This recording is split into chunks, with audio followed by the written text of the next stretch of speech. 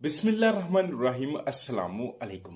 मैं आपको बताता चलूं कि आज की वीडियो एहराम में मिस्र के बारे में है। बड़े कैसे इतने बड़े बड़े पत्थर मजदूरों ने उठाकर मिस्र के वो एहराम तामीर किए। उन लोगों के पास कौन सी साइंस थी जिसके जरिए उन्होंने इतने बड़े एहराम तामीर कर लिए? क्योंकि उस वक्त इतनी बड़ी इमारत को तामीर करने के लिए कोई टेक्नोलॉजी मौजूद नहीं थी। मिस्र के एहराम बनाए गए तो उस वक्त क्रेन्स नहीं थी, मशीनें नहीं थी, फिर भी मजदूरों के साथ इतने बड़े एहराम कैसे बने? कि एहराम मिस्र खलाई मखलूक ने नहीं बनाए थे। मिस्र में पहले एहराम की तामीर को 4,500 से जायद साल गुजर चुके हैं और मिस्र में 100 से जायद एहराम मौजूद। चलिए वीडियो में आगे बढ़ते हैं और आज मैं इस वीडियो में आपको बड़े ही आसान लफ्ज़ों के साथ ये समझाऊंगा कि एहराम मिस्र पिरामिड्स ऑफ मिस्र क्या हैं। एहराम मिस्र यानी पिरामिड्स ऑफ मिस्र के बारे में जानने के लिए इस वीडियो को आखिर तक देखिएगा। पहले मैं आपको मतलब बताऊंगा कि एहराम का मतलब क्या है, पिरामिड्स का असल में मतलब क्या है और ये बनाए कैसे गए, इस वीडियो में ही आप जान सकेंगे। मखसूस शक्ल के मखरूती मकाबिर को एहराम कहा जाता है यानी पिरामिड कहा जाता है। इसकी वाहिद अहरम बमानी पुरानी इमारत है। एहराम मिस्र का शुमार इंसान की बनाई हुई अजीम तरीन तमीरात में है। ये एहराम ज़माना कदीम के मिस्री तहजीब की सबसे पुरशिकवा और लाफानी यादगार है। यानी अभी तक ये अपना आप में अपनी असल में अभी तक ये अपनी असल में है। ये वो वाहिद अजूबा है जो अपनी असल में है। माहिरीन आसार कदीमा में ये इत्तफाक पाया जाता है कि इन एहराम की तामीर का मकसद मिस्र के फ़ारौन और शाही ख़ानदान से ताल्लुक़ रखने वाले दीगर अफराद का मदफन था। एहराम मिस्र में गज़ा का गज़ा का अजीम एहराम दुनिया के 7 अजायब में से वो वाहिद अजूबा है जो अभी तक अपनी असल हालत में है। सबसे पहले मैं बात करूंगा सबसे बड़े पिरामिड के बारे में, जिसको हरम खुफू या पिरामिड ऑफ खुफू कहा जाता है। ये हरम अहरामात जीजा के 3 बड़े एहराम में से सबसे कदीम और बड़ा है। ये मिस्र के शहर जीजा में वाक़ है, जिसकी निस्बत से उसे जीजा का अजीम हरम कहते हैं। ये कदीम दुनिया के 7 अजायब आलम में सबसे कदीम है और ये अभी तक अपनी असल हालत में बरकरार है। माहिरीन मिस्रियात के मुताबिक ये हरम 2560 साल कबल मसीह खुफू फ़िरौन के मकबरे के तौर पर इस्तेमाल हुआ। 3800 साल से इसका शुमार दुनिया की बुलंद तरीन इमारतों में होता था। इसकी बुलंदी 146.5 मीटर यानी 481 फीट है। 3800 साल से इस अजीम हरम का शुमार इंसानी हाथ की बनाई हुई सबसे ऊंची इमारत में होता था। ये हरम संगे मरमर से बने पथरीले गिलाफ अंग्रेजी में कैसिंग स्टोन से ढका हुआ था, जिसकी वजह से इसकी बैरूनी सतह हमवार थी। लेकिन वक़्त के साथ साथ उसकी बैरूनी सतह से ये पथरीला गिलाफ खुरच गया या किसी ने दूसरी तमीरात के लिए उसे अखेड़ दिया। लेकिन अब भी उसकी बलाई और ज़ेरी सतह पर इस पथरीले गिलाफ की बाकियात बाकी हैं। इसकी तामीर के बारे में मुख्तलिफ मफरूज़ात हैं। कुछ लोगों के ख्याल में इसकी तामीर बड़े बड़े पत्थरों की कान से काट कर और तराश कर और मुख्तलिफ मकामात से उसे खींच कर की गई है। इसके अंदर 3 तहखाने बने हुए हैं, जिससे निचला खाना उसकी बुनियादी पत्थर को तराश कर बनाया गया, यानी उसकी कब्र भी हो सकता है, जो नामुकम्मल है। मलका का खाना और बादशाह का खाना बलाई सतह पर है, यानी ऊपर वाली सतह पर। एहराम जिजा का अहम हिस्सा इमारत का वो सिलसिला है जिसमें 2 मबद मुर्दा हैं जो खुफू बादशाह के एजाज में बनाए गए। उनमें से एक हरम के नज़दीक और दूसरा दरियाए नील के नज़दीक है। उन दोनों मबदों मबदों उन दोनों मबदों के दरमियान में एक उभरी हुई रसीफ है। खुफू बादशाह की 3 बीवियों के हरम इन दोनों मबद मुर्दा के दरमियान में हैं। और इन एहराम के गिर्द छोटे मकबरे हैं। इसके अलावा छोटे हरम भी हैं। यहाँ एक बहुत अहम बात मैं आपको बताना जरूरी समझता हूँ। The great pyramid of Giza Khufu ने बनाया, लेकिन ये तीनों जो हम देखते हैं पिरामिड्स, इनको इकट्ठे नहीं बनाया गया। सबसे बड़ा हरम, जिसको हरमे खुफू कहते हैं, वो खुफू फिरौन ने बनाया। उसके बाद उसके बेटे ने पिरामिड ऑफ खफरे, उसका बेटा का नाम खफरे था, उसने पिरामिड ऑफ खफरे बनाया। उसके बाद सबसे छोटा हरम बनाया गया, जिसको पिरामिड ऑफ मनकरे कहते हैं, और ये खफरे के बेटे मनकरे ने बनाया था।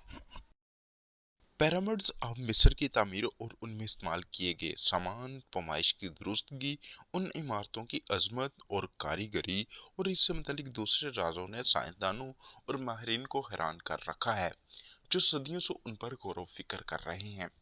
शायद पूरी दुनिया में इस कदर पुरअसरार और तअज्जुब तो अजब खेज कोई इमारत ना होगी, जो एक वीरान मैदान में खड़ी पूरी दुनिया के साइंसदानों और अहले इल्म को अपने वजूद से हैरत ज़दा कर रही हो। जो पत्थर एहराम की तामीर में लगाए गए, उनका वजन 2 से 15 टन तक है। एहराम में तकरीबन 30 लाख पत्थर लगाए गए हैं। फिरौन के कमरे की छत पर जो पत्थर लगा है, उसका वजन 70 टन है, यानी 70,000 किलोग्राम। और आज तक कोई ये हल नहीं कर सका कि किस तरह बनाने वालों ने इतना बड़ा और वजनी पत्थर छत पर लगाया है। एहराम की बुलंदी 149.4 मीटर है, 149.4 मीटर है। और उसको तअज्जुब होगा कि जमीन और सूरज के दरमियान 149.4 मिलियन किलोमीटर का फासला ही है। एहराम के अंदर जाने का रास्ता एक सितारा यानी शमाली पोल की सिमत बताता है, और अंदरूनी रास्ता सिगस्तारे की जानिब इशारा करता है, जिसका जिक्र सूरत नजम आयत नंबर 49 में भी आया है। अगर आप गोश्त का ताज़ा खून आलूद टुकड़ा एहराम के कमरे में रखेंगे तो वो सड़ेगा नहीं, बल्कि खुश्क हो जाएगा। ये राज आज तक राज ही है। एहराम के सरकमफ्रेंस मुहित को अगर उसकी ऊंचाई से तकसीम किया जाए तो ये 3.14 के बराबर है, जो रियाजी और फिजिक्स में पाए के तौर पर इस्तेमाल होता है। यानी अगर किसी दायरे के मुहित को उसके कुतर से तकसीम करें तो ये अदद मिलता है ना ये नाकाबिले यकीन एक करिश्मा। रात के वक्त एहराम चमकता है क्योंकि उस पर बरकी रंग की पॉलिश की गई है। जिस तरह बाज घड़ियों का डायल रात को चमकता है क्योंकि उसकी सुइयों और नंबरों पर ताबकार दांत रेडीम के रंग की पॉलिश होती है। तीनों एहराम की लाइन आसमान में चमकने वाले सितारों बेलेट ऑफ ओरियन के मतवाजी यानी पैरेलल है। साल में एक दिन सूरज की शुआएं एहराम के अंदर दाखिल होती हैं, और ये वो दिन है जिस दिन फिरौन का यौम पैदाइश है। एहराम में रखी तलवारें और छुरियां जंग आलूद नहीं होती, हालांकि हजारों बरसों से वो वहां मौजूद हैं, और साइंसदान आज तक इस राज को नहीं समझ सके। एहराम के चंद कमरों में बहुत से आलात बंद हो जाते हैं, यानी जैसे हमारा मोबाइल फोन, हमारी घड़ी, और साइंसदान आज तक ये राज हल नहीं कर सके। ये तौज्जुब की बात है और राज है कि तीनों एहरामों से जो लकीर गुजरती है वो बहरा उकियानोस में वाक़या बरमुदा ट्राई एंगल और बहरा अलकाहल में वाक़या फार्मोसा ट्राई एंगल को आपस में मिलाती है। ये दोनों जगह इतनी अजीब खसूसियात की वजह से बहुत पहले ही मशहूर हैं। यहाँ हवाई जहाज, बहरी जहाज तो गायब ही हो जाते हैं और कंपास काम करना बंद कर देती हैं। बड़े एहराम में 3 कमरे हैं, 2 जमीन से ऊपर हैं और 1 जमीन के अंदर। اور کہا جاتا ہے کہ میروبو نامی شخص ماہر انجینئر نے یہ اہرام تقریباً 20 برسوں میں بنایا تھا اور 1 لاکھ مزدوروں نے اس کی تعمیر میں جان کھوئی تھی۔ اہرام کی بنیاد کے چاروں رخ نہایت تعجب کے ساتھ زمین کے چاروں سمتوں کی جانب اشارہ کرتے ہیں اور اس حیرت انگیز دریافت کی مدد سے 20ویں صدی عیسوی میں اپنے نتائج کو درست کیا جاتا تھا۔ سائنسدان کہتے ہیں جو باتیں آج تک اہراموں کے بارے میں پتہ چلی ہیں ان کے رازوں کے متعلق ہمیں راز پتہ چلے ہیں ملے ہیں وہ سمندر میں قطرے کے برابر ہیں۔ ایک امریکی پروفیسر نے یہ تمام راز بتاتے ہوئے کہا کہ یہ راز اس بات کی شاہد ہیں کہ یہ کسی بیرونی آسمانی مخلوق کی کارکردگی ہے، یعنی کہ سائنٹسٹ بھی، سائنسدان اور علم رکھنے والے لوگ بھی ابھی تک حیران ہیں کہ کیسے اتنے سارے راز ان اہرامز کے اندر بند ہیں۔ اہرام مصر بنانے والے ذہین ترین ریاضی دان تھے۔ ہمیں تو ایسے ہی لگتا ہے کہ اہرام کی تعمیر صرف بھاری پتھروں کا بوجھ نہیں تھی۔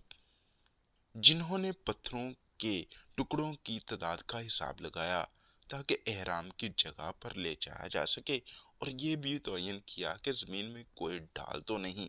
اس طرح اہرام کو بنایا گیا، یعنی ایسٹ ویسٹ ساؤتھ نارتھ ایک دم برابر، یعنی ان میں صرف معمولی سا فرق ہے۔